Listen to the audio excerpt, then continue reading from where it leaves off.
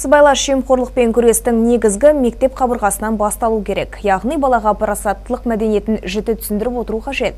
Бастаманы қолдаған біздің өңірлік мамандар білім ошақтарында түрлі форматтағы іс-шаралар, байқаулар өткізбек. Толығырақ әріптесім Ақсәуле Әбітай айтады.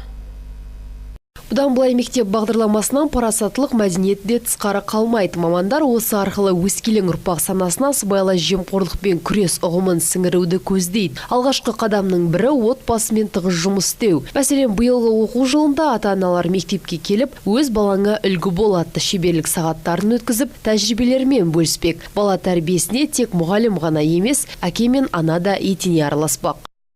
Қоғамдағы осы адалдық, әділдік дегенді, парасаттылық деген бірінші отбасынан басталатын болғандан, баланың ең бірінші үлгі көрсететін ол әрбір ата-ана және мұғалім.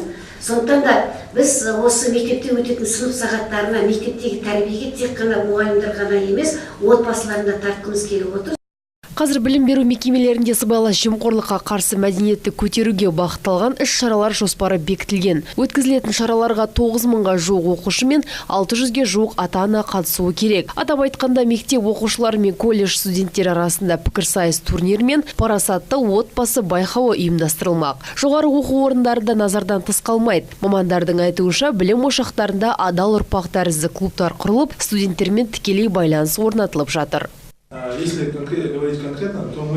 Егер нақты айтатын болсақ, біз студенттерге саналы ұрпақ клубының аясында жемқорлық фактілерін өздері анықтауды ұсынамыз. Құралдардың түрі көп. Оның ішінде ең нәтижелісі студенттер арасында сауалнама, интервью жүргізу. Осы арқылы білімгерлерге оқу орны басшыларынан тәуелсіз болуды ұсынамыз. Ал өткізілген байқаулардың жеңімпаздары мен белсенді қатысушылары парасаттылық елшілеріне айналған лекторлар пулын қалыптастырады. Олар ерікті түрде қоғамда сыбайлас жемқорлыққа қарсы мәдениетті, әдептілікті дамыту туралы дәрістер мен тренингтер өткізеді. Ақсәуле Әбітай, Санат Аралбек, Жеті Ньюс.